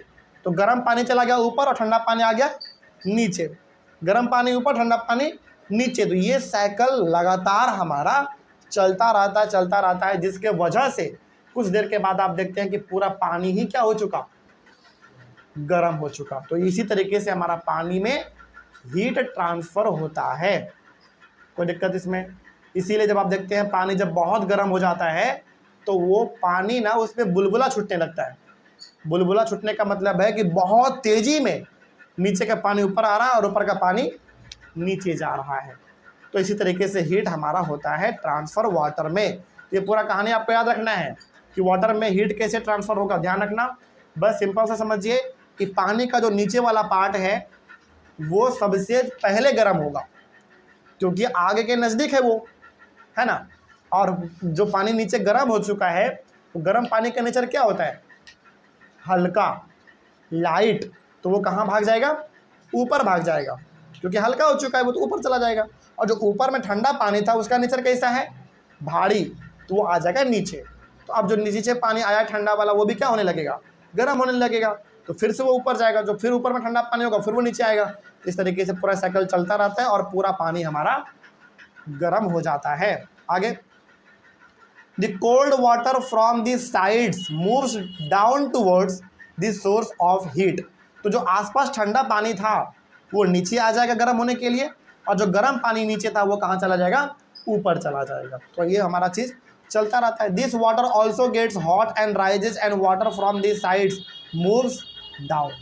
तो this process continues till the whole water gets heated, और ये पूरा प्रोसेस चलता रहता है जब तक कि पूरा पानी ही आपका गर्म ना हो जाए। पूरा पानी जब एक बार गर्म हो जाता है तो फिर आपको इसमें क्या देखने को मिलता है, बुलबुला, है ना। और उसके बाद फिर उसमें गैस बनना स्टार्ट होता है, और गैस बन के सारा पानी ही आपका एक समय पे क्या हो जाता है, गायब हो जाता है, एवोपरेट हो जाता है पूरा पानी, है ना। अगला है कन्वेक्शन, क्या होता है समझ लो, ये भी बहुत इंपॉर्टेंट है, वाटर से रिलेटेड टर्म है। The mode of transfer of heat in liquids and gases is known as convection. मतलब वाटर में और गैस में जब हीट का ट्रांसफ़र होता है, गैस में और वाटर में जब, मतलब आप इसको ऐसे समझो, लिक्विड और गैस में, वाटर का मतलब क्या, लिक्विड, तो जब लिक्विड में और गैस में जब हीट ट्रांसफ़र होता है तो इस प्रोसेस को हम लोग कहते हैं क्या, कन्वेक्शन। क्या बोलोगे, कन्वेक्शन, सिंपल है। तो अभी हमने देखा कि वाटर में ही हमारा हीट क्या हो चुका, ट्रांसफ़र होने के वजह से ऊपर का पानी भी नीचे का पानी भी सब गर्म हो गया। तो क्या हम बोल सकते हैं कि वाटर जो गर्म हुआ वो कन्वेक्शन के थ्रू गर्म हुआ, बिल्कुल कह सकते हैं, है ना। तो बस यही चीज़ था हमारा कि पानी कैसे गर्म होता है। अगला हम डिस्कस करेंगे, how does the heat transfer takes place in air. हवा में कैसे ट्रांसफ़र होता है एयर का, सॉरी हीट का, हवा में हीट ट्रांसफ़र कैसे होता है ये भी समझते हैं हम लोग, ठीक है। आइए समझते हैं। सॉलिड में कैसे होता है ये तो हमने समझ लिया पहले ही। सॉलिड में क्या होता है, एक कोना आप गर्म करो, दूसरा कोना अपने आप गर्म हो जाएगा। लेकिन क्या हर एक प्रकार के सॉलिड में नहीं, केवल किस में, मेटल में। लिक्विड में अपने आपने समझ लिया, वाटर में कैसे होगा, वाटर में आपने समझा। अब समझते हैं कि गैस में हीट ट्रांसफ़र कैसे होगा। मतलब आपको तीनों समझना है कि सॉलिड में कैसे ट्रांसफ़र होता है, लिक्विड में कैसे होता है, और गैस में कैसे होता है। तो आइए थोड़ा सा हम लोग गैस के बारे में भी डिस्कस करते हैं। The air near the heat source gets hot and rises. अब देखो, जो भी हवा ऐसे जगहों पे प्रेजेंट है जहां पे गर्मी बहुत पड़ता है, एग्जाम्पल आपको बताते हैं, दिन का समय, गर्मी का समय, खास करके समर सीजन में गर्मी क्या होता है, बहुत ज़्यादा पड़ता है। तो गर्मी के समय में हवा क्या होता है, सबसे ज़्यादा गर्म होता है। और गर्म हवा का भी नेचर बड़ा सिंपल है। गर्म हवा भी क्या करना चाहता है, हमेशा ऊपर भागना चाहता है, क्योंकि गर्म हवा भी क्या हो जाता है, बहुत ही हल्का हो जाता है, पानी के तरह ही। जैसे गर्म पानी क्या करना चाहता है, हमेशा ऊपर आना चाहता है। उसी तरीके से जब एक बार हवा बहुत गर्म हो जाता है तो वो गर्म हवा क्या करना चाहता है, ऊपर भाग जाता है, ऊपर उड़ना चाहता है। तो जो गर्म हवा ऊपर गया तो नीचे का तो जगह खाली हो गया, तो फिर उस खाली जगह को कौन भरेगा बताओ, गर्म हवा या ठंडा हवा, ठंडा हवा। और ठंडा हवा नेचर में कैसा होता है, भारी होता है। तो वो आ गया अब उसके जगह पे, फिर वो गर्म होगा, फिर वो ठंडा जो हवा था वो गर्म होकर फिर दोबारा आसमान में उड़ जाएगा, फिर उसके जगह पे ठंडा हवा आएगा। तो इस तरीके से एयर में भी हीट हमारा ट्रांसफ़र होता है। क्या आपको नहीं लगता कि एयर में और वाटर में जो हीट ट्रांसफ़र होता है वो दोनों का लगभग प्रोसेस क्या है, सेम है। इसीलिए दोनों को हम लोग एक ही प्रोसेस से याद रखते हैं, कन्वेक्शन। क्योंकि जिस प्रोसेस से पानी गर्म होता है उसी प्रोसेस से हमारा हवा भी गर्म होता है, इसीलिए हम दोनों को क्या बोल देते हैं, कन्वेक्शन बोल देते हैं, ठीक है। तो वही यहाँ पे लिखा हुआ है कि the air near the heat source gets hot and rises. यहाँ पे बोला गया हीट सोर्स, हीट सोर्स का मतलब है दिन का समय। तो दिन के समय में सनलाइट बहुत पड़ता है, तो सनलाइट जहाँ पे ज़्यादा पड़ेगा वहाँ का हवा क्या होगा, ज़्यादा गर्म होगा, और वो गर्म हवा आसमान में उड़ जाएगा और उस जगह को ठंडा हवा भर लेगा। फिर वो ठंडा हवा दोबारा गर्म होगा, फिर वो आसमान में उड़ेगा, फिर उसके जगह पे ठंडा हवा आएगा। तो इस तरीके से हमारा पूरा प्रोसेस ये चलता रहता है। तो यहाँ पे पानी को हीट, पानी में हीट कैसे ट्रांसफ़र हुआ, एयर में हीट ट्रांसफ़र कैसे हुआ, लगभग दोनों का प्रोसेस सेम है, इसीलिए हम इन दोनों को कन्वेक्शन के नाम से ही याद रखते हैं। The air from the sides comes in take its place. वही बात है कि जो गर्म हवा एक बार आसमान में उड़ जाएगा तो उस जगह को भरने के लिए हवा कहाँ से आएगा, बगल बगल से आ जाएगा ठंडा हवा, ठीक है। In this way the air gets heated, और इसी तरीके से हवा हमारा क्या हो जाता है, गर्म हो जाता है। कोई दिक्कत नहीं इसमें। चल नेक्स्ट हम लोग डिस्कस करेंगे सी ब्रिज, लैंड ब्रिज, लेकिन अगले वाले क्लास में। तो अगले वाले क्लास में हम लोग टॉपिक स्टार्ट करेंगे अपना सी ब्रिज से, और फिर आगे पढ़ेंगे लैंड ब्रिज, एक टॉपिक और है उसको भी पढ़ेंगे हम लोग अगले वाले ही क्लास में। तो मिलते हैं अगले क्लास में। Thank you very much. आज के क्लास में हम लोग डिस्कस करेंगे सी ब्रिज, लैंड ब्रिज, ये सब क्या होता है इसके बारे में। ध्यान रहे हमारा टॉपिक चल रहा है, जो हमारा जो मेन टॉपिक था, मेन टॉपिक हमारा क्या था, ट्रांसफ़र ऑफ हीट, है ना, जिसके अंदर हम लोगों ने अलग अलग डेफिनेशन के बारे में भी समझा था, जैसे कंडक्शन क्या होता है, कंडक्टर्स क्या होता है, फिर इंसुलेटर्स। उसके बाद हमने समझा था कि वाटर में हीट कैसे ट्रांसफ़र होता है, जिसके अंदर हम लोगों ने एक इम्पॉर्टेंट डेफिनेशन के बारे में पढ़ा था, कन्वेक्शन। उसके बाद फिर हमने समझा था कि एयर में यानी कि हवा में हीट कैसे ट्रांसफ़र होता है। थोड़ा सा बस आपको एक पीछे क्लास का रिवीजन करवाएंगे, एक इम्पॉर्टेंट चीज़, फिर आगे बढ़ेंगे, क्योंकि आगे जो आप समझने वाले हैं वो उसी से कनेक्टेड है, रिलेटेड है। ठीक है, देखिए ध्यान रखना है इसमें आपको ये बात, और वो चीज़ हम आपको समझाएंगे एयर को लेकर। हालांकि हमने आपको वाटर में और एयर में हीट कैसे ट्रांसफ़र होता है हमने आपको दोनों समझाया है, लेकिन यहाँ पे जो आगे आपको समझने में मदद करेगा उसके लिए आपको पता होना चाहिए कि एयर में हीट कैसे ट्रांसफ़र होता है। तो याद करिए कल के क्लास हमने आपको बताया था, ध्यान से सुनिएगा, कि जब भी किसी जगह पर गर्मी बहुत ज़्यादा पड़ता है तो वहाँ का हवा सारा क्या हो जाता है, गर्म हो जाता है। और गर्म हवा और गर्म पानी दोनों का क्या लक्षण होता है कि वो गर्म एक बार जब हो जाता है तो वो हो जाता है हल्का, लाइट हो जाता है वो। तो हल्का होने के वजह से वो आसमान में भाग जाता है, उड़ना चाहता है वो। तो वो गर्म होने के वजह से वो गर्म हवा क्या होगा, आसमान में चला जाएगा। तो वो नीचे तो जगह खाली हो गया फिर हमारा, तो उस खाली जगह को भरने के लिए हवा कहाँ से आएगा, ठंडा वाला हवा आएगा। और ठंडा वाला हवा ही क्यों आएगा, क्योंकि ठंडा हवा होता है भारी। ठीक है, तो जो हवा हमारा गर्म हुआ वो आसमान में उड़ गया। तो जब वो आसमान में उड़ा तो वहाँ का जगह तो खाली हो गया हवा का। तो उस खाली जगह को भरने के लिए कौन हवा आएगा, गर्म हवा या ठंडा हवा? ठंडा हवा आएगा, क्योंकि गर्म हवा तो हमेशा उड़ना चाहेगा, लेकिन ठंडा हवा चूँकि भारी होता है तो वो उसके जगह पे आ जाएगा। तो जहाँ गर्म हवा आसमान में एक बार उड़ रहा है, वहीं उसके जगह पे कौन आ जा रहा है, फटाक से ठंडा हवा आ जा रहा है।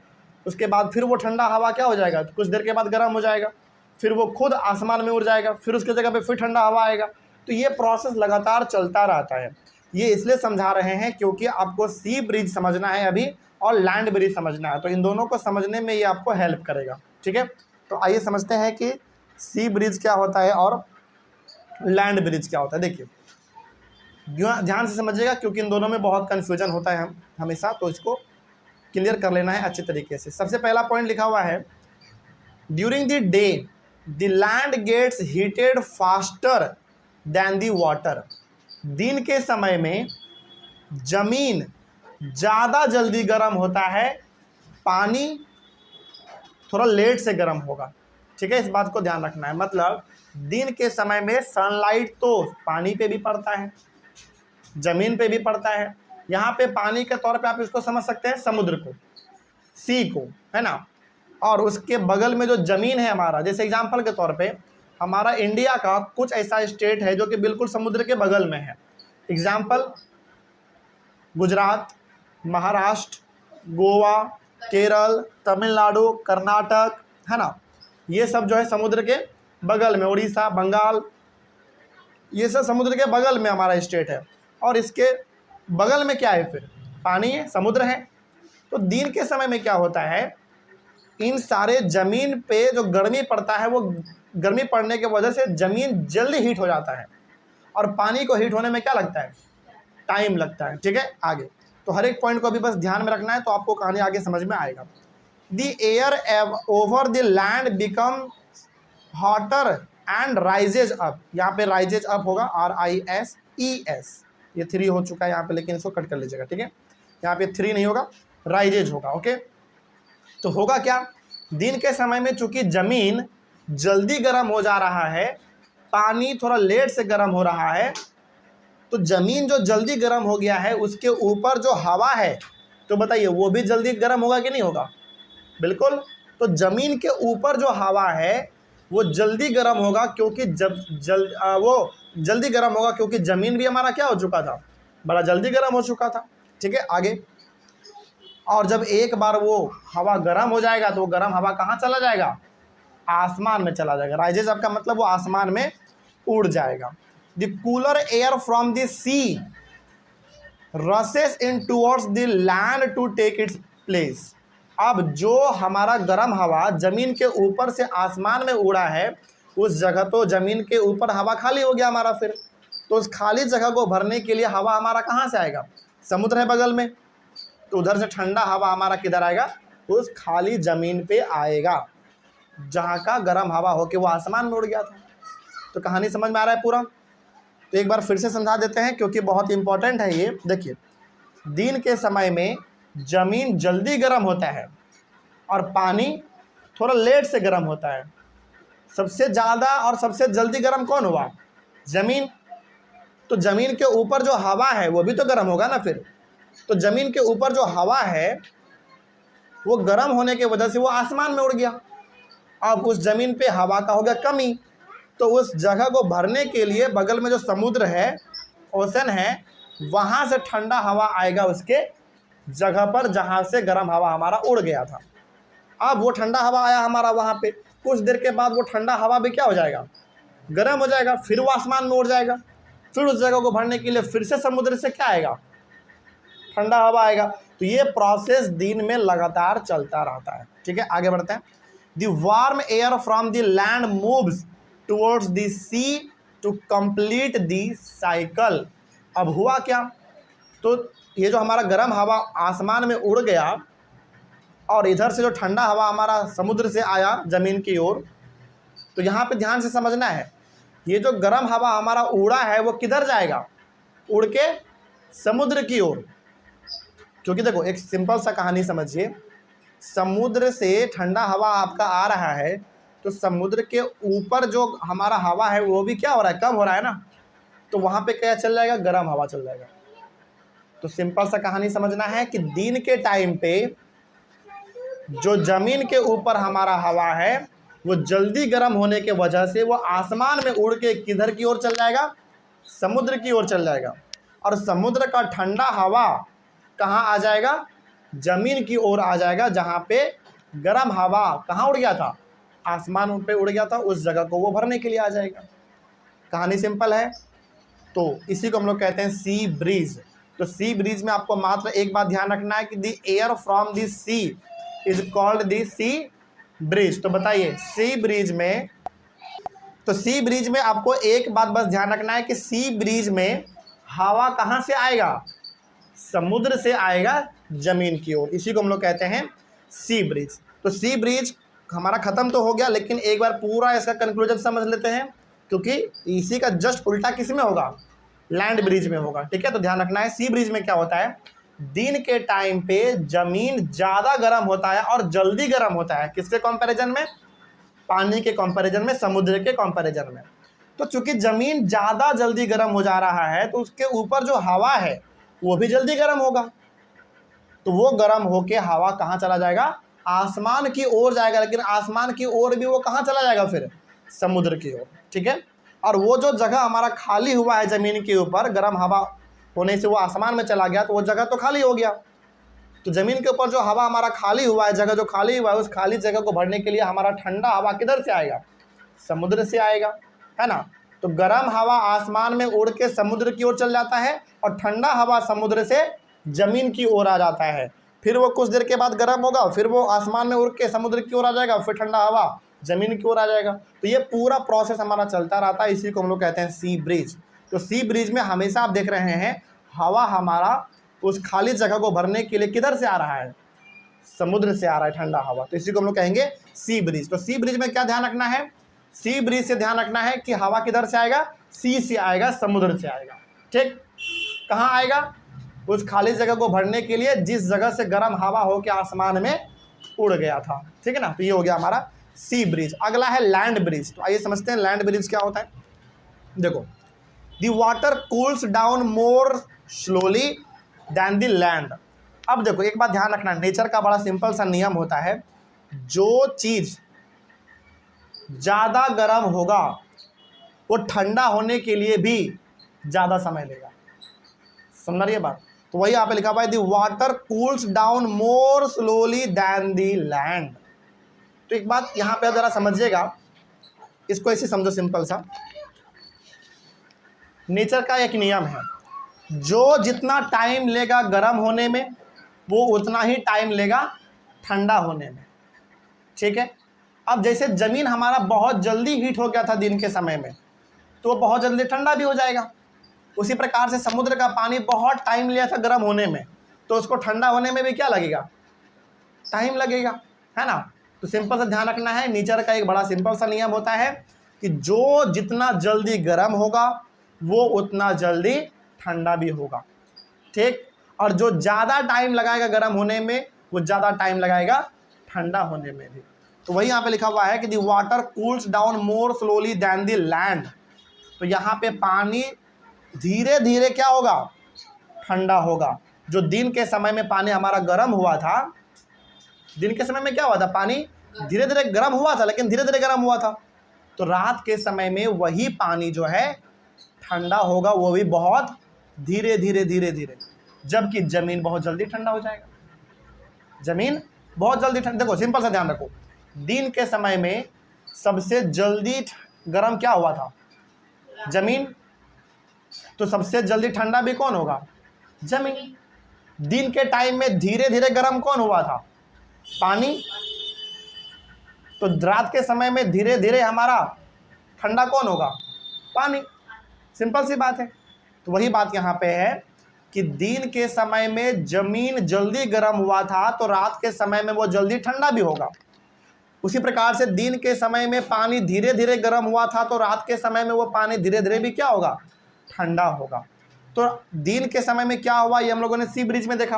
अब रात के टाइम में क्या होगा वो हम लोग समझेंगे अपने लैंड ब्रिज में। तो बताइए रात के समय में ज़्यादा गर्म कौन है और ज़्यादा ठंडा कौन है, ये बताइए पहले। ज़्यादा गर्म है पानी और ज़्यादा ठंडा है लैंड, क्योंकि लैंड जल्दी गर्म हुआ था तो जल्दी ठंडा भी हो गया है। वो पानी धीरे धीरे गर्म हुआ था तो धीरे धीरे ठंडा हो रहा है वो हमारा। तो रात के टाइम पे ध्यान रखना है कि ठंडा कौन हो चुका है, आपका जमीन, लैंड। और रात के टाइम पे गर्म अभी भी कौन है, पानी। ठीक, तो अब बताइए कि समुद्र के ऊपर जो पानी, समुद्र हमारा कैसा है, गर्म है। तो समुद्र के ऊपर जो हवा है हमारा, वो रात के टाइम में क्या होगा, गर्म होके आसमान में चला जाएगा। तो बताइए समुद्र के ऊपर तो हवा हमारा फिर खाली हो गया, तो उस खाली हवा को भरने के लिए इस बार हवा कहाँ से आएगा, लैंड से आएगा, क्योंकि लैंड हमारा क्या था, ठंडा था। इसी को हम लोग कहेंगे लैंड ब्रिज। तो वही यहाँ पे लिखा हुआ है, so the cool air from the land moves towards the sea. तो ठंडा हवा जमीन से कहाँ चला जाएगा, समुद्र की ओर चला जाएगा। This is known as land breeze. तो लैंड ब्रिज में एक बात ध्यान रखना है, the air from the land is called land breeze. तो लैंड ब्रिज में हवा कहाँ से आएगा, लैंड से आएगा, किधर जाएगा, समुद्र की ओर जाएगा। इसी को हम लोग कहते हैं लैंड ब्रिज। तो लैंड ब्रिज सी ब्रिज दोनों खत्म हुआ। एक बार फटाक से कंक्लूजन समझा देते हैं, क्योंकि काफ़ी इंपॉर्टेंट है, ध्यान रखिएगा। ये पढ़ने में इतना आपको सिंपल लग रहा है, लेकिन इसी तरीके से हमारा काम चलता है समुद्र के बगल में जब जाते हैं तब। ठीक है, तो ध्यान रखना है। पहले सी ब्रिज समझ लेते हैं। सी ब्रिज में आपने ये समझा कि दिन के टाइम में जमीन बहुत जल्दी गर्म हो जाता है और पानी धीरे धीरे गर्म होता है, उसको टाइम लगता है गर्म होने में। तो ज़्यादा गर्म अभी कौन है, हमारा जमीन। तो जमीन के ऊपर जितने भी हवा हैं, एयर हैं, वो गर्म होकर आसमान में उड़ जाएगा और किधर चला जाएगा, वो समुद्र की ओर चला जाएगा। और समुद्र का ठंडा हवा कहाँ आ जाएगा, जमीन की ओर आ जाएगा, उस खाली जगह को भरने के लिए। ये फिर दोबारा वो हवा जो ठंडा वाला आया था समुद्र की ओर से, वो दोबारा गर्म होगा, दोबारा आसमान में उड़ के समुद्र की ओर चल जाएगा। फिर समुद्र से ठंडा पानी आएगा, ठंडा हवा आएगा ज़मीन की ओर। तो ये दिन में ये प्रोसेस चलता रहता है, इसी को हम लोग सी ब्रिज कह देंगे। अब बात करते हैं रात के समय में क्या होगा। दिन के समय में जल्दी कौन गर्म हो गया था, जमीन। तो रात के टाइम पे जैसे शाम होगा वैसे ही जल्दी ठंडा भी कौन हो जाएगा, जमीन। ठीक, और दिन के समय में धीरे धीरे गर्म कौन हुआ था, पानी। तो रात के टाइम में धीरे धीरे ठंडा भी कौन होगा, पानी। सिंपल। तो रात के टाइम पे अब आप बताइए कि ज़्यादा गर्म कौन है, समुद्र गर्म है। ज़्यादा ठंडा कौन है, जमीन ठंडा है, क्योंकि वो जल्दी गर्म हो गया था दिन में, तो जल्दी ठंडा भी हो गया होगा। ठीक, तो अब रात में क्या होगा, क्योंकि आपका समुद्र गर्म है, तो समुद्र के ऊपर जो गर्म हवा हमारा होगा वो आसमान में चला जाएगा। तो उस खाली जगह को भरने के लिए ज़मीन से क्या आएगा, ठंडा हवा आएगा। तो ये प्रोसेस हमारा फिर से लगातार चलता रहेगा, इसी को हम लोग कह देंगे लैंड ब्रिज। तो सी ब्रिज में हवा आएगा समुद्र से लैंड की ओर, और लैंड ब्रिज में लैंड से हवा आएगा समुद्र की ओर। बस इतना सिंपल कॉन्सेप्ट है, इसके अलावा इसमें आपको ज़्यादा कंफ्यूज नहीं होना है। आगे बढ़ते हैं, अगला है हमारा रेडिएशन। आइए थोड़ा समझते हैं रेडिएशन क्या होता है। देखो, the heat from the sun cannot reach us by conduction और कन्वेक्शन। सन से यानी कि सूरज से जो हीट निकलता है वो हमारे पास जो पहुंचता है वो कंडक्शन या फिर कन्वेक्शन प्रोसेस से नहीं पहुंचता है, वो एक और प्रोसेस से पहुंचता है जिसको हम लोग कहते हैं रेडिएशन, जिसको अभी हम लोग आगे भी पढ़ेंगे। मतलब सन से जो हीट निकलता है वो ना ही कंडक्शन ना ही कन्वेक्शन से हमारे थ्रू हमारे पास पहुंचता है। अब कंडक्शन क्या था, कन्वेक्शन क्या था, ये हम लोग पहले भी पढ़ चुके हैं। तो कन्वेक्शन से, कंडक्शन से, इन सारे प्रोसेस से हमारे पास हीट नहीं पहुंचता है सन का। कैसे पहुंचता है फिर? रेडिएशन से पहुंचता है। रेडिएशन क्या, देखो, the heat from the sun comes to us by a process known as radiation. तो सन से जो हीट निकलता है वो हीट हमारे पास जो पहुंचता है, इस प्रोसेस को क्या कहेंगे? रेडिएशन कहेंगे। ठीक है। The transfer of heat bye radiation does not require any medium. मतलब सन से जो हीट निकलता है और हमारे पास जो आता है उसको आने के लिए किसी प्रकार का मीडियम का ज़रूरत नहीं है। हालांकि बीच में क्या है, हवा है ना। मीडियम का मतलब कुछ चीज़ उसके बीच में होना चाहिए। जैसे सन, सूरज से हीट निकल रहा है, हमारे पास आ रहा है, तो बीच में है क्या? सन और हमारे बीच में एयर है, तो एयर हमारा एक मीडियम है। लेकिन यहाँ पे सवाल ये है कि सन से जो हीट निकलता है उसको हमारे पास पहुँचने के लिए किसी प्रकार के रेडिएशन का ज़रूरत नहीं है। बीच में हवा नहीं भी होता फिर भी हमारे पास सन का हीट पहुँच ही जाता। क्या? बहुत ज्यादा ही। हाँ, मतलब सन का हीट हमारे पास हर हाल में पहुंचना ही है, चाहे बीच में हवा रहे या ना रहे। मतलब कि रेडिएशन को एक जगह से दूसरी जगह जाने के लिए, इन सिंपल वर्ड आप ये कह सकते हैं कि सनलाइट को, सन का हीट एक जगह से दूसरी जगह जाने के लिए किसी प्रकार के मीडियम का ज़रूरत नहीं पड़ता है तो बहुत बढ़िया, नहीं है तो भी कोई दिक्कत वाली बात नहीं है, आपके पास हीट आएगा ही आएगा सन का। ठीक है, आगे, it can takes place whether a medium is present और नॉट। वही लिखा हुआ है कि सन का हीट आपके पास आएगा ही आएगा, चाहे बीच में हवा रहे या ना रहे। तो दिक्कत इसमें, जैसे एग्जांपल के तौर पे आपको एक एग्जांपल देते हैं, चंद्रमा, मून पे सन का रोशनी जाता है। मून पे तो हमारा हवा है ही नहीं, मून पे एयर है क्या? बिल्कुल भी नहीं है। लेकिन वहाँ पे सन का रोशनी जाता है कि नहीं जाता है? सन का हीट जाता है कि नहीं जाता है? बिल्कुल जाता है। तो यहाँ से आप ये समझ सकते हैं कि सन का जो हीट होता है, सूरज की जो गर्मी होती है, उसको किसी भी जगह जाने के लिए किसी प्रकार के मीडियम का ज़रूरत नहीं है। बीच में हवा हो तो भी वहाँ पहुँचेगा हीट, ना हो तो भी पहुँचेगा। ठीक है, आगे, when we sit in front of a room heater we get heat by this process. तो हम जो एक जाड़े के समय में रूम हीटर के सामने बैठते हैं, उस रूम हीटर का जो हीट हमारे बॉडी में आता है, जो हमको गर्मी लगता है, उसको भी हम लोग क्या बोलेंगे?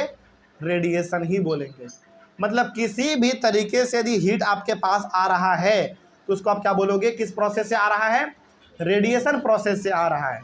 सन का हीट ही केवल नहीं आना रेडिएशन कहलाएगा, बाकी किसी भी प्रकार का हीट आपके पास आ रहा है तो वो रेडिएशन ही कहलाता है। ठीक है, आगे, our body gives heat to the surroundings and receives heat from it by radiation। हमारा बॉडी भी हीट देता है हमारे आसपास के सराउंडिंग को, और हमारा बॉडी भी आसपास से हीट लेता है, और इसमें प्रोसेस हमारा कौन सा इस्तेमाल होगा? रेडिएशन। मतलब कि हमारे बॉडी से भी हीट निकलता है और हमारा बॉडी भी हीट लेता है बाहर से, लेकिन प्रोसेस हमेशा क्या रहेगा? हमारा रेडिएशन ही रहेगा प्रोसेस। ठीक है, यानी कि रेडिएशन प्रोसेस से ही हम हीट देते हैं और हीट लेते हैं। ठीक है, उसके बाद है all hot bodies radiate heat. तो जितने भी हॉट बॉडी होते हैं, जितने भी हॉट ऑब्जेक्ट हैं, वो क्या रिलीज करेगा? हीट रिलीज करेगा। सिंपल सी बात है। मतलब किसी भी गर्म चीज़ों को आप छूते हैं तो आपको गर्मी लगता है कि नहीं लगता है? तो कोई भी गर्म चीज़ है तो वो हीट रिलीज करेगा ही करेगा। जैसे सन हमारा बहुत गर्म होता है तो हीट रिलीज करता है कि नहीं करता है? करता है, ऑब्वियस सी बात है। इतना हीट रिलीज करता है कि पूरा का पूरा पृथ्वी को ही हीट वून पहुंचा देता है। आगे, when this heat falls on some object, a part of it is reflected, a part is absorbed and a part may be transmitted। मतलब जब किसी भी ऑब्जेक्ट के ऊपर हीट पड़ता है तो कुछ हीट जो है वो गायब हो जाता है, कुछ हीट दोबारा वापस बाउंस बैक हो जाता है और कुछ हीट हम लोगों को मिल जाता है। ठीक है, मतलब देखो आप इसको ऐसे समझिए, आपको क्या लगता है कि सन से जितना हीट निकलता है उन सारे हीट का हम लोग इस्तेमाल कर लेते हैं? नहीं, यदि वो सारा हीट हमारे बॉडी पे पड़ने लग जाए ना तो आप 1 मिनट में जल के राख हो जाएंगे।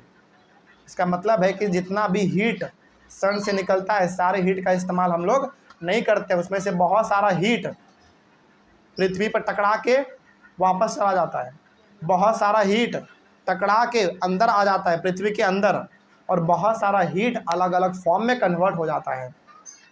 तो कहने का मतलब है कि सन से निकलने वाला जो हीट है वो सारा हीट हमारे पास नहीं पहुंचता है।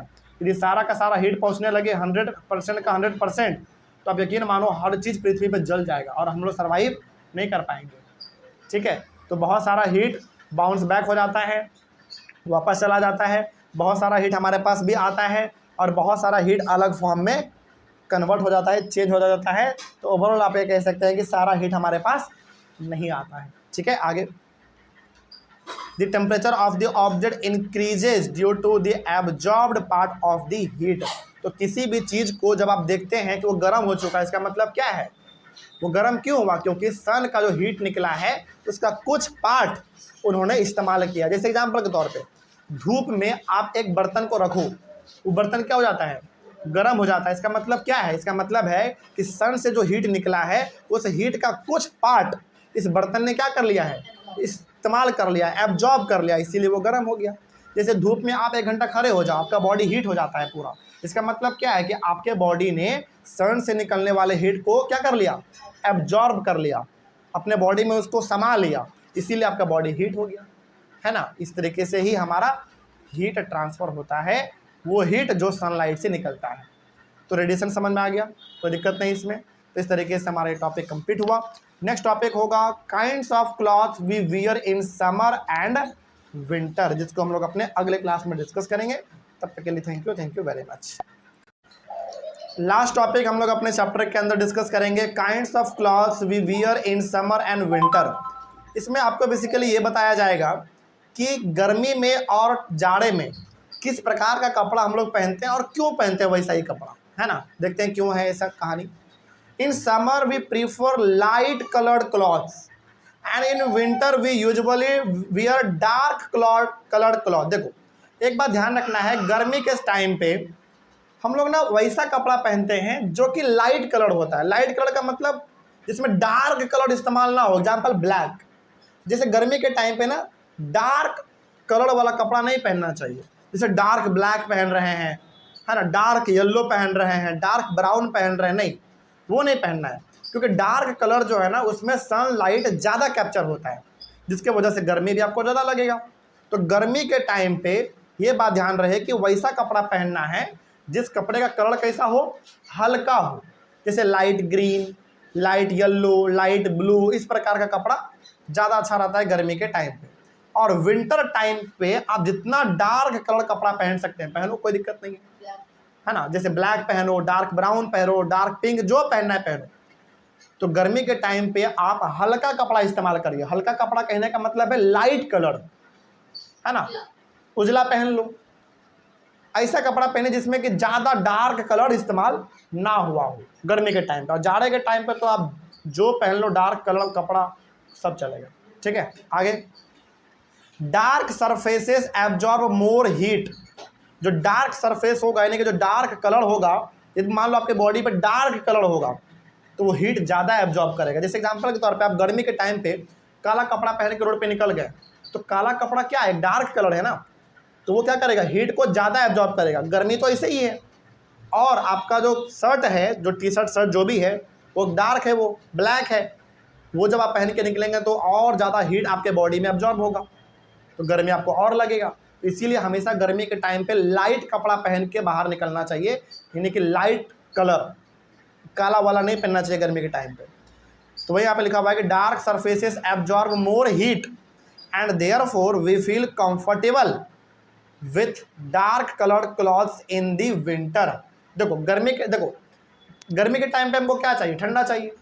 और ठंडे के समय में क्या चाहिए? गर्मी। तो बताइए गर्मी के टाइम पे फिर हमको कैसा कपड़ा पहनना चाहिए? लाइट कलर, जिससे आपको ठंडा लगे। और जाड़े के टाइम पे क्या पहनना चाहिए? Dark colour. क्यों? क्योंकि हमको क्या चाहिए गर्मी के जाड़े के समय में? गर्मी चाहिए, इसीलिए। तो सिंपल सा कहानी ध्यान रखना है, गर्मी के समय में डार्क कलर कपड़ा नहीं पहनना है क्योंकि आपको गर्मी ज़्यादा लगेगा। और जाड़े के टाइम पे आपको डार्क कलर कपड़ा पहनना है क्योंकि जाड़े के समय में आपको क्या चाहिए? गर्मी। और गर्मी कब आएगा? जब आप डार्क कलर कपड़ा पहनेंगे तब, है ना। ये कहानी है simple. Light colour clothes reflect most of the heat that falls on them. तो यदि आप लाइट कलर कपड़ा पहनते हैं, ऐसा कपड़ा जो कि बिल्कुल लाइट कलर का है, हल्का कलर का है, तो उसके ऊपर हीट पड़ेगा भी ना तो वो हीट वापस बाउंस बैक हो जाता है, जिसके वजह से आपके बॉडी पे हीट का उतना प्रभाव नहीं पड़ता है। ठीक है, आगे। And therefore we feel more comfortable wearing them in this summer. तो गर्मी के समय में हम लोग यदि लाइट कलर कपड़ा पहनेंगे, हल्का कलर वाला कपड़ा पहनेंगे, तो हमको उतना गर्मी नहीं लगेगा और हम एक कंफर्टेबल महसूस करेंगे। ठीक है, तो मुद्दा का पूरा समझ में आ गया। गर्मी के समय में लाइट कलर वाला कपड़ा पहनेंगे और जाड़े के समय में डार्क कलर वाला कपड़ा पहनेंगे। रीजन बड़ा सिंपल है, लाइट कलर वाला कपड़ा जो होता है वो आपको गर्मी नहीं लगने देता है और डार्क कलर वाला जो कपड़ा होता है वो आपको गर्मी लगने देता है। ठीक, उससे गर्मी ज़्यादा लगता है। आगे बढ़ते हैं। Woollen clothes keep us warm in winter. ये तो हम सबको पता है कि जो वोलन कपड़ा होता है, ऊनी कपड़ा जो होता है, वो जाड़े में हम लोगों को क्या रखता है? गर्म रखने में मदद करता है। तो वहीं 3-4 पॉइंट यहाँ पे लिखा हुआ है, देखो। In the winter we use woollen cloth. जाड़े के समय में हम लोग क्या इस्तेमाल करते हैं? वूलन कपड़ा इस्तेमाल करते हैं। Wool is a poor conductor of heat. Wool जो है एक पुअर कंडक्टर ऑफ हीट है। मतलब इसका मतलब क्या हुआ? इसका मतलब है कि ऊल यदि आप पहनेंगे तो आपको वो जाड़ा लगने नहीं देगा। पुअर कंडक्टर का मतलब हुआ कि ऊल हीट को, मतलब सिंपल सा कहानी इसे समझो, उतना कंफ्यूज नहीं होना है। ऊल यदि आप पहनते हैं तो आपको जाड़ा वो लगने नहीं देगा, आपको गर्मी ज़्यादा लगेगा, सिंपल। ठीक है, आगे। There is air trapped in between the wool fibres. This air prevents the flow of heat from our body to the cold surroundings, so we feel warm. यदि आपने गौर किया होगा तो जो उलन कपड़ा होता है उसके बीच में ना बहुत स्पेस बचा होता है, खाली स्पेस होता है।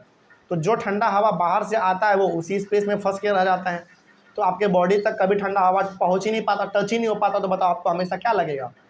गर्मी ही महसूस होगा हमेशा, है ना। तो इसीलिए हम लोग जाड़े के टाइम पे उलन कपड़ा पहनना ज़्यादा पसंद करते हैं। ठीक है, इस तरीके से हमारे टॉपिक और टॉपिक के साथ पूरा चैप्टर खत्म हुआ।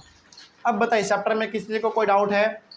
डाउट नहीं है तो बहुत अच्छी बात है। हम लोग मिलेंगे अपने अगले क्लास में एक नए चैप्टर के साथ और फिर से एक नई शुरुआत के साथ। तब तक thank you very much and have a nice day.